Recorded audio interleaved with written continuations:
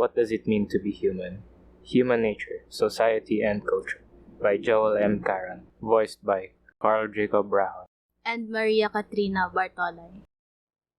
The popular television series, The Twilight Zone of the 1960s, was exciting and sometimes eerie.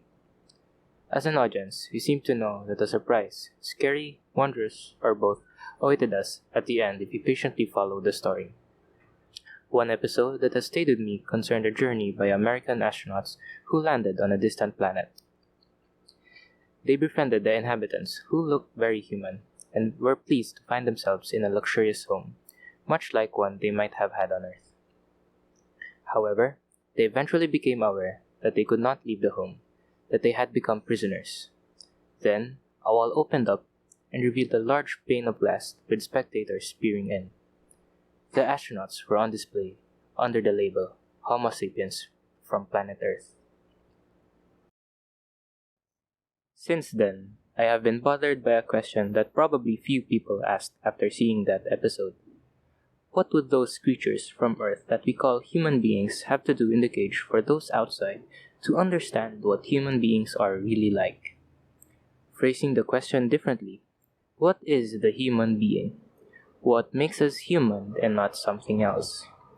In what ways are we like all other living creatures? What do we have in common with other animals? How are we different? Of course, these questions have probably teased the thinking person from the very beginning of human existence. Look around. We see worms, dogs, cats, bees, ants, and maybe fish. Are we unique? All species of animals are unique. But how are we unique? What is our essence as species? What would the astronauts in the cage have to do to reveal the essence of the species they represent? We might begin by recognizing that we share many qualities with other animals. Human beings are mammals, which means we are warm-blooded, we give birth to live young, the female nurses the young, and we have hair covering parts of our body. We are also primates. Therefore, we are mammals who are part of an order within nature that is characterized by increasing manual dexterity, intelligence, and the probability of some social organization. Philosophers have made various claims about what our outstanding characteristic, our key quality, is. They have pointed out our ability to make and use tools, to love, to know right from wrong, to feel, to think, or to use language. Religious leaders emphasize that we have a soul and a conscience. They may also stress that we are created in God's image, thus we are closest to God, or that we are selfish and sinful, thus we are similar to other animals. The more cynical critic maintains that we are the only animal that makes war on its own kind, even though other animals are clearly aggressive towards members of their own species. Sociologists, too, have much to say about the nature of the human being. They maintain that our unique qualities are that we are 1. Social, and that our lives are linked to others and to society in many complex ways, and 2. Cultural, and that what we become is not a result of instinct, but of the ideas, values, and rules developed in our society. Without these 2 core qualities, we would not be what we are. Put us in a zoo, take away either quality, and visitors to the zoo would see something very different. To understand human beings as a species, therefore, it is important to understand how these 2 core qualities enter into our lives. It is also important to recognize the complex interrelationship between the social and the cultural. Our culture arises from our social life, and the continuation of our social life depends on our culture. Human beings are social beings. What does it mean to be social? On the simplest level, it means that humans need others for their very survival. Infants need adults for their physical survival, for food, shelter, and protection. A great deal of evidence suggests that infants also need adults for emotional support, affection, and love. Normal growth, even life itself, seems to depend on this support. According to Spitz in 1945, studies of infants brought up in nurseries with very little interaction with adults show us that these babies suffer physical, intellectual, and emotional harm, and that this harm is lasting.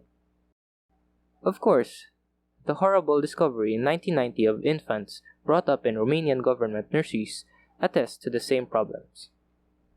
Neglecting the basic emotional needs of children brings severe retardation of growth and often death. Adults also need other people. We depend on others for our physical survival, to grow and transport our food, to provide shelter and clothing, to provide protection from enemies, and almost all the things we take for granted. As adults, we also depend on others for love, support, meaning, and happiness. Human survival, therefore, is a social affair. Almost all our needs, physical and emotional, are met through interaction with others. To be social also means that much of what we become depends on socialization.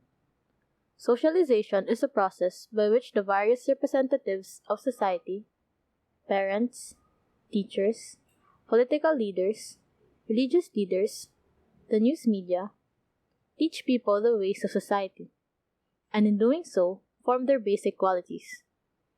Through socialization, people learn the ways of society and internalize those ways. That is, make them their own. Back to survival for a moment. Others are important not only for fulfilling our needs, but also for teaching us how to survive.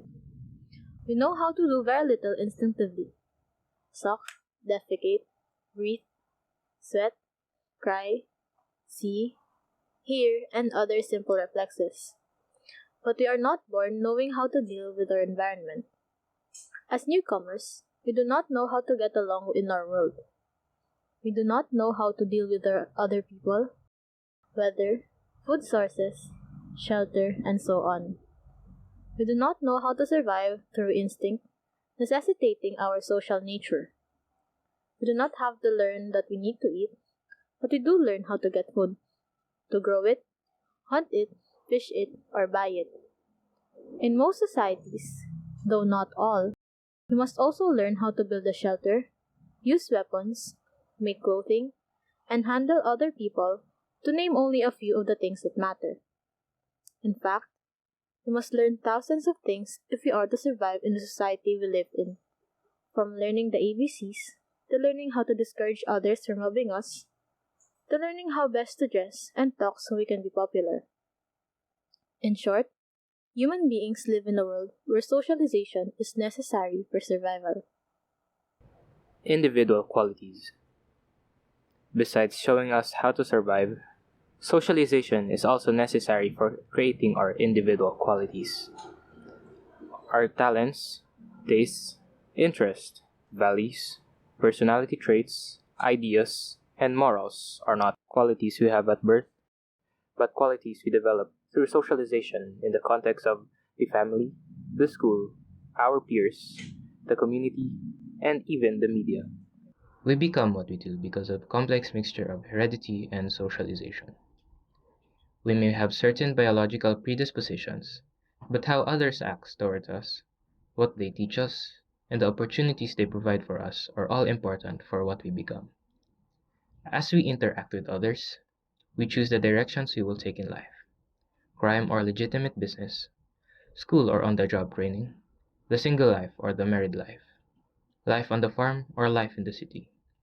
Some of us may have all kinds of talent, but whether we direct it toward making money through selling illegal drugs or helping people solve their problems through psychoanalysis depends on our interactions and resulting socialization. The treatment of women in our society highlights this point. Actually, if we are going to be more accurate, this description is most applicable to white women born in America.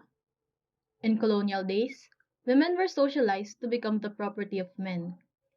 It was socialization not only by parents, neighbors, religion, and friends that accomplished this, but also by limited opportunities for women in the larger society. And this prohibition told women what they must become to be useful in society. Eventually, the relationship between white women and men was altered, as women were increasingly socialized to take care of the household in return for male economic support. In the 20th century, and especially after World War II, this relationship moved toward a more equal one. As economic opportunities opened up, white women joined the paid labor force in real numbers. Their success in the political, educational, and economic worlds altered the expectations in society for women, and it increasingly altered the female role. After the war, our view of the differences between women and men continued to blur.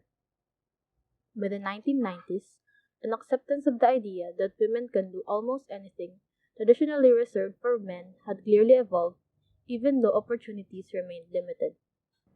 Such an idea influences the socialization of children. That socialization affects choices made in life. I never dreamed 25 years ago that women would ever compete in horse racing, bodybuilding, or fast-pitch softball. I never imagined that women would be successfully competing with men in the armed services, in police forces, and in business. My imagination was limited by my own socialization, which carefully distinguished what men could do from what women could do. Opportunity and socialization have influenced each other, and the result is a society less differentiated and stratified on the basis of gender. Although barriers will continue to exist in society for a long time, we are clearly living within a real-life experiment that offers clear support for the idea that socialization is very powerful for what people become. It is important to see that socialization is very complex. It involves not only learning things, but also modeling one's behavior on that of individuals one respects, being socialized by perceived opportunities for people like us, and being influenced by one's successes and failures. When we see socialization this way, we can better understand the harmful effects of discrimination, segregation, and persecution. To be put down by others directly has an impact. To see others like oneself in a deprived existence has an effect on the value one places on oneself, as well as the expectations that one develops for oneself. Of course, some individuals overcome such conditions, but these exceptions do not disprove the power of socialization. Indeed, they help clarify the importance of socialization as we try to identify the conditions that encourage individuals to be different from those around them. Socialization helps explain why poverty is so powerful a force on what children choose to do with their adult lives. We can also turn this explanation around. The opportunities that wealthy and privileged people have in society socialize their children to seek directions close to most other people in society. Prestigious high schools and colleges, providing professional training that helps ensure high placement in society and a life of affluence. In 1977, Robert Coles describes the final result of socialization in the wealthy class to be entitlement. The children of the affluent learn that they are entitled to certain things in their lives that other children cannot take for granted and often do not know exist. The children has much, but wants and expects more, all assumed to be his or hers by right, at once a psychological and material inheritance that the world will provide. In what their parents give and teach, affluent children learn that they have a right to expect from life what is their due because of who they are. Socialization may not determine all that we are, but its influence cannot be easily denied. Much of what each of us has become can be traced to our interaction with others, and thus our individual qualities are in this sense really social ones. Socialization may not determine all that we are, but its influence cannot be easily denied. Much of what each of us has become can be traced to our interactions with others, and thus our individual qualities are in this sense really social ones. The sociologist emphasizes how socialization influences our choices, abilities, interests, values, ideas, and perspective. In short, the directions we take in our lives. And socialization is not something that happens to us in childhood alone. Instead, it continues throughout our lives. At every stage, we are being taught or shown by others how we should act, what we should think, and who we are. Early socialization may be the most important, but later socialization may reinforce these early directions or lead us in new ones. Socialization forms the individual actor and is the third way we are social beings, by our very nature. Basic human qualities. We have looked at three ways in which we are social. Our survival depends on others. We learn how to survive through what is taught to us by others, and we develop our individual qualities largely through socialization by others. A fourth quality of the human being attests to the importance of our social life, our very humanity. At what point does the human being become human? Religious leaders differ. Some argue that it is at the point of conception, while others say that it occurs when the fetus can survive on its own, or at birth, or after 1 year of survival. Indeed, in some religious perspectives, children are not really fully human, and for some, women are less than fully human. Religious leaders in every society have joined in defining certain immoral or different people as less than human and thus non-deserving of human rights. Political leaders also define what constitutes a human with full human rights. This is sometimes based on citizenship, ethnic group membership, religion, gender, and even correct political beliefs. Philosophers, psychologists, biologists, and artists also have their views. Although this is a highly emotional topic, it is a very important one. It revolves around the question of human essence. If we believe in soul, we will use that as a defining quality. If we believe in God-given human rights at the point of conception, we will use that as a defining quality. Philosophers might focus on mind as a defining quality, psychologists, human intelligence, and biologists, the fertilization of the egg, or the birth or development of the mature fetus. It is in fact a religious, political, and scientific question, and there is little agreement. Scientists typically attempt to identify certain attributes that make human beings human: intelligence, problem solving ability, language use, or culture, for example. Sociologists typically focus on three interrelated qualities: the use of symbols, the development of self, and thinking. It is only when these three qualities are in evidence that human beings are able to act like the animal we call human. Perhaps the sociologist exaggerates, but there is something very important here. These three qualities, central to the human being, are socially created. In this sense, our very humanity is developed only through social interaction. We are unfinished beings at birth, potentially able to act as other humans do, but that potential is realized only through our social life. Let us examine briefly each of these qualities. The use of symbols. The more we understand about human beings, the more centrally important becomes their use of symbols. A symbol is something that stands for something else and that we use in place of that something else for purposes of communication. Although we communicate through the use of non-intentional body language, unconscious facial expressions, and so on, symbols have the additional quality of being understood by the user. Symbolic communication is meaningful. It represents something to the one who communicates as well as to the one receiving the communication. Words are the best examples of symbols. They stand for whatever we decide they do. We use words intentionally to communicate something to others, and we use words to think with.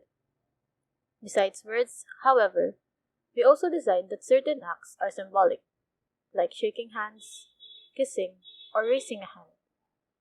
And humans also designate certain objects to be symbolic, like flags, rings, crosses, and hairstyles, for example. Such objects are not meaningful in themselves, but they are designated to be. Where do such representations come from? It is true that many other animals communicate with one another, wagging tails, making gestures, giving off smells, and growling, for example. The vast majority of these behaviors, however, are instinctive. They are not learned, and they are universal to the species. They are performed by the organism automatically and usually do not appear to have any meaning to the user. The closer we get to the human being in the animal kingdom, however, the more the forms of communication take on a different quality. The acts represent something else only because it is agreed on in social interaction. In other words, the tools of communication are socially based. Because the meanings of symbols are socially based, what something represents is pointed out, intentionally taught to the organism. This ability to create and use symbols that are understood by the user is part of our social essence. And this ability is so important to us that it undoubtedly qualifies as a central human quality alongside our social essence. Consider what we do with symbols. We use them to communicate ideas, feelings, intentions, identities, to teach others what we know, to communicate to others and to cooperate with others in organization, and to learn roles, ideas, values, rules, and morals. We can hand down to future generations what we have learned, and they are able to build on what others have taught. Symbols make the accumulation of knowledge possible.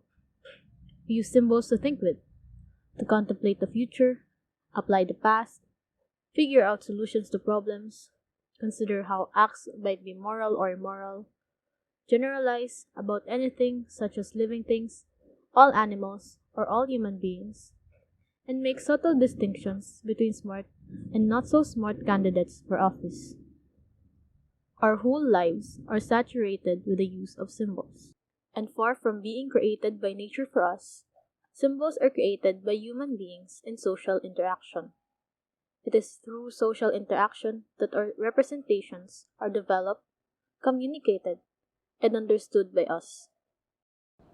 Selfhood. In a similar way, humans develop self-awareness only through interaction with others, and self-awareness too qualifies as a central human quality. Humans develop a realization that they exist as objects in the environment. This self-realization should not be taken for granted.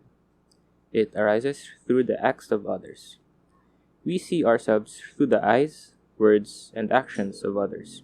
It is clearly through socialization that we come to see ourselves as objects in the environment. Selfhood develops in stages, and each stage depends on a social context. Through interaction with significant others, we first come to be aware of the self, and we see it through the eyes of one other person at a time. Children may see themselves through the eyes of their mother, then their father, then their nursery school teacher, then Mr. Rogers, all in the same day. Over time, our significant others merge into a who. Into them, society, other people are what George Herbert Mead calls a generalized other, and we begin to use the generalized other to see and direct ourselves.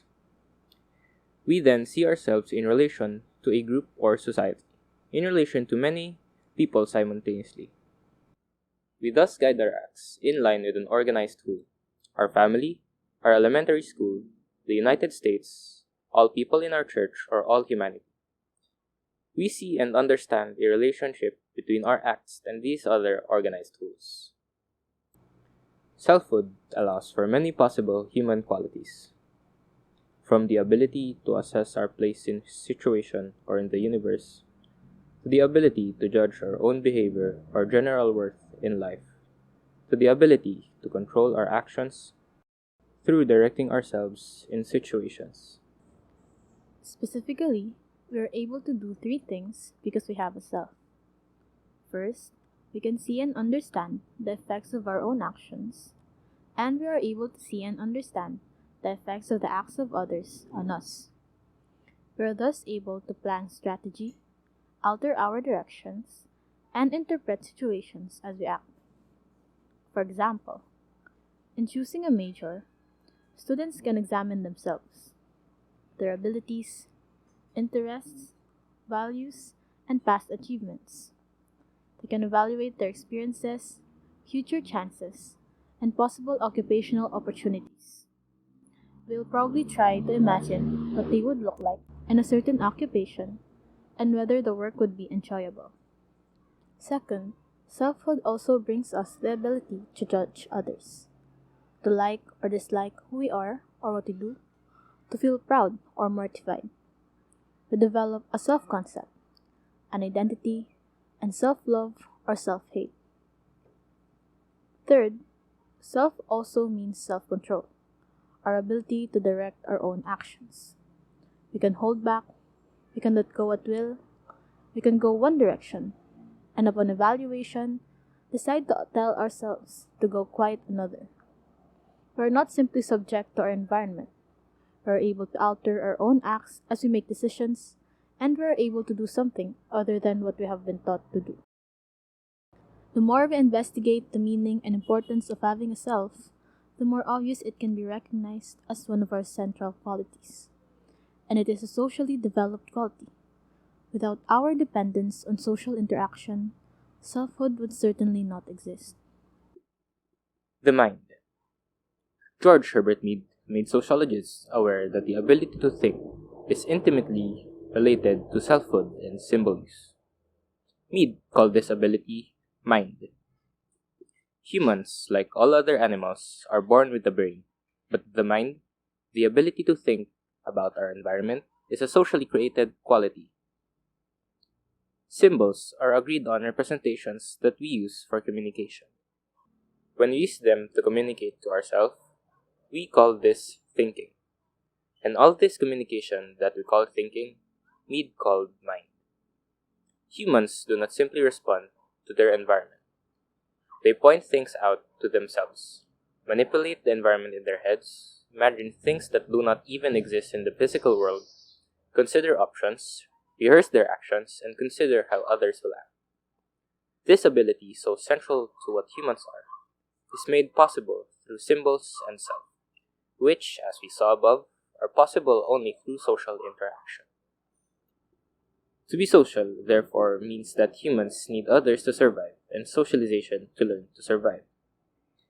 Socialization also creates our individual qualities, and social interaction is important for developing our essence. It creates our central qualities of symbol use, selfhood, and mind. A life of interaction within society. Humans are social in a fifth sense, however. For whatever reason, we live our entire lives interacting and embedded in society. Observe our species. We are not simply around others all the time. We are doing things with others. Anyone watching human beings objectively should be amazed at how much their lives are affected by one another. We are constantly social actors. We impress others, communicate to others, escape others, con others, try to influence others, watch others entertain, display affection to others, play music, or create arts for others, and so on. Almost everything we do has an element of the social. It takes other people into account. As a result, we also end up interacting with others, and therefore, what we do affects what the others do. Action is built up back and forth as we do things together. Cooperate, discuss, argue, teach, engage in conflict, play, make love, play tennis, or rear children. We are constantly involved in social action and social interaction. And this again is evidence of how important our social life is to what we are. But we are also embedded in social organization. Our whole lives exist within groups, formal organizations, communities, and society. Live an organized existence, not an existence apart from others. Almost everyone spends his or her life in a world of social rules, like morals, laws, or customs, and social patterns, which are established systems of inequality, like types of families, schools, and religious worship. a world that directs much of what he or she does. As we try to understand what human beings are objectively, we inevitably see animals who are born into a society they did not create, who are very likely to live their entire existence there, and who will find life filled with belonging to a host of groups, formal organizations, and one or a few communities. To observe humans in an environment that does not include a larger social organization is not to observe them as they actually live their lives. We are not solitary beings, but social ones. We exist within a social organization. To emphasize the idea that human beings are social by their very nature is to see something very profound about what we are. Take away our social life, and there is nothing left that we might call human. Our very survival depends on society. Much of what we are, both as individuals and as a species, depends on socialization, and almost everything we do is based on and includes a strong element of social action, social interaction, and social organization. Human beings are cultural beings. To say that human beings are cultural is to maintain that we are characterized by other several qualities not mentioned above. Many animals are social, but what makes some animals cultural? The answer to this question entails determining what the foundation of a society is. Most social animals live together out of instinct. Nature commands that they cooperate, and it directs exactly how that cooperation should take place. Worker bees, queen bees, and other bees do not understand what they are doing, nor do they figure out how to play their various roles. Instead, they are born with instincts that control their behavior, making cooperation possible. Some animals learn how to act in society, but much of that learning is imitative. They watch and do what others do. In this way, they learn their place in the organization. Still, in other animal societies, adults actually teach the young what to do. This teaching is instinctive. That is, nature commands the organism how the young are to be trained. Now, it is difficult to determine how close to culture some animals come. But it is clear that human beings are cultural, and their social organization is founded on culture, not on instinct, simple imitation, or species-based teaching. As cultural beings, humans act in society as they do because they share a view of their environment. The shared view is sometimes called culture. Culture is a set of ideas, values, and norms, procedures, customs, laws, morals that people use as a guide to understanding and self-control. It is how we are able to know how to act around one another in a cooperative manner. Humans discuss the world, learn about the world, and teach what they learn. Knowledge is not lost with the individual organism, but is passed down to others. There is a heritage that each individual within society learns and uses. People are not simply trained. With culture, they are able to understand what they and others are doing and are supposed to do. Because of this cultural quality, societies differ considerably from one another. Each has a somewhat unique approach to living. Culture distinguishes organizations of people. On one hand, culture means that we see the world according to our social life. On the other hand, it means that we give meaning to our world. We do not merely respond to a world that acts as a stimulus on us. Instead, we understand it through the meanings that we learn in interaction. As our culture changes, so does our understanding of the world and our action in it. Even our internal world is cultural, not simply physical. Our physical internal state may change as something happens to us, as someone points a gun at us, or surprises us, or tells us he or she loves us. But the change in our internal state does not automatically produce a response. Responses are defined, controlled, and directed by us, and they are guided by what our culture teaches. Between the internal physical response and what we do lies culture. Although many animals cry out toward their environment in what we might call anger, human beings have the ability to understand that quality in themselves. They are taught by other people to distinguish anger from love, jealousy, pride, hatred, and fear. The culture that we learn tells us when it is appropriate to get angry and when it is appropriate to show it. We learn how to control anger, how to express anger, and how to feel sorry, guilty, or happy about our anger. It also teaches us many ideas about anger, and we apply these ideas to understanding our internal responses. Even the word anger, the label we give our internal state, is cultural. Experts are able to show us different types of anger and different levels of it. We can even learn when anger is healthy and unhealthy, and we can learn how and when it can be useful or harmful to our goals. We also label and act toward other people culturally, not naturally. We see middle-class people and working-class people, conformist and non-conformist, nice people and nasty people. These labels are cultural. They help us divide up reality and behavior that we perceive as deviant at one time or in one society that may not be perceived that way in another. For example, polygamy, homosexuality, cocaine use, and divorce. Through all of his work, Max Weber emphasizes the important point that we all live in a world of meaning.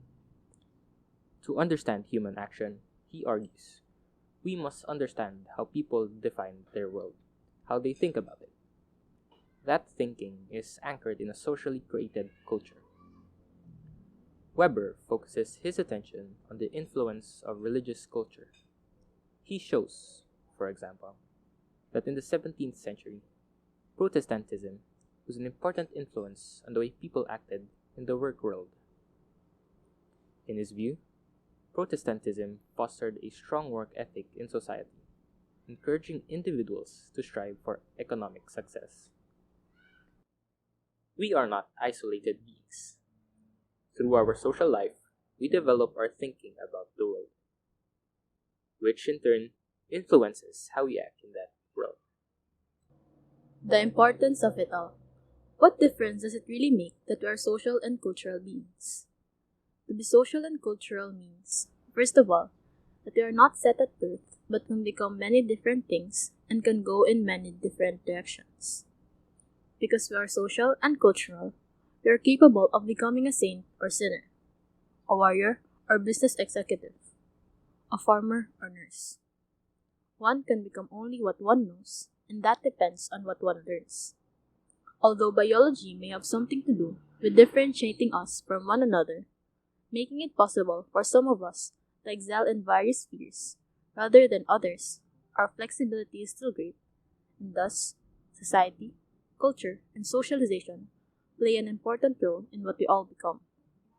Societies based on culture rather than instinct, imitation, or universal species teaching will vary greatly in what they emphasize, and thus, what they socialize their populations to become.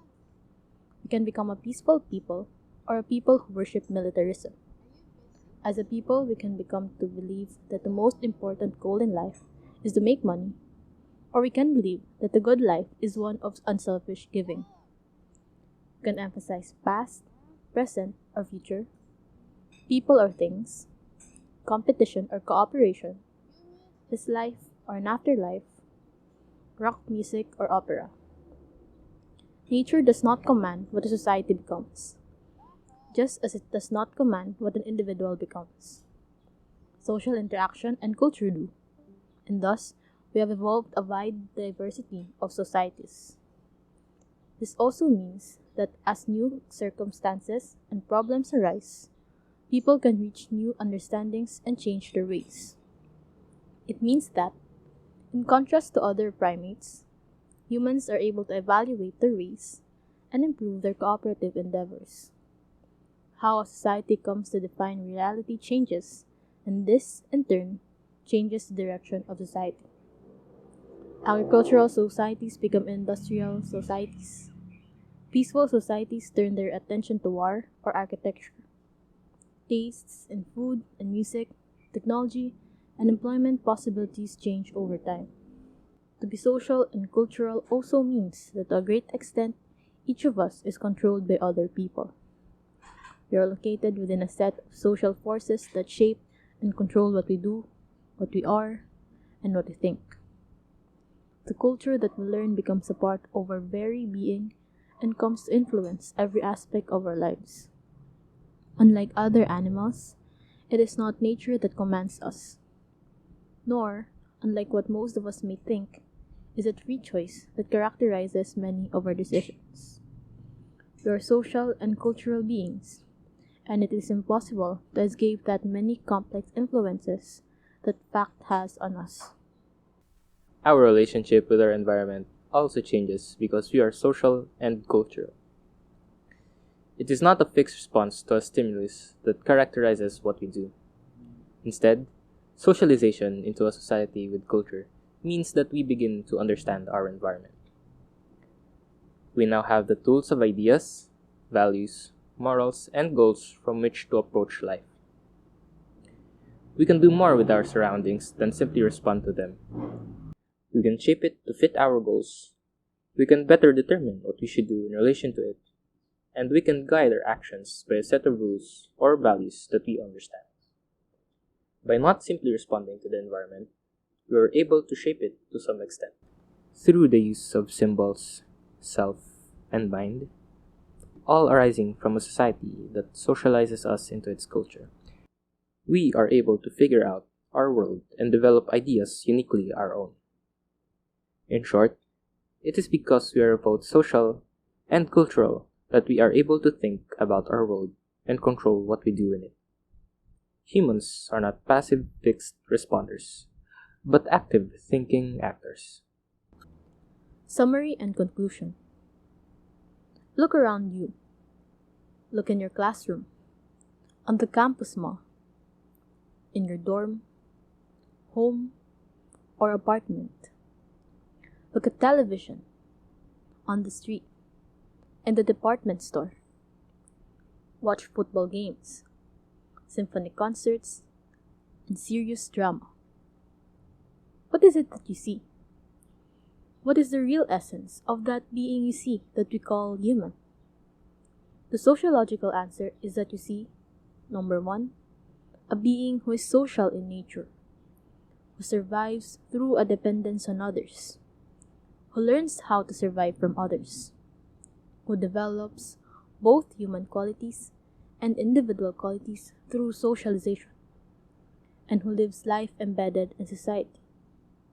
And two, a being who is cultural in nature, who interprets the world according to what he or she learns in society, and, therefore, a being whose nature is not fixed by biology, but who is tremendously diverse. It may eventually be found that alcoholism, homosexuality, intelligence, athletic skill, and so on have biological basis. It would be a mistake, however, to isolate and claim that it is only biology that matters.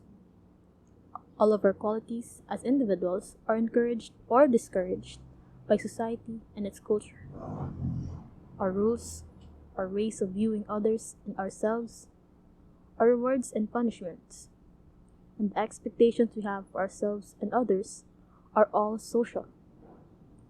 In fact, it is critical to recognize that although biology may matter in explaining individual differences, it matters far less in explaining differences between groups of people.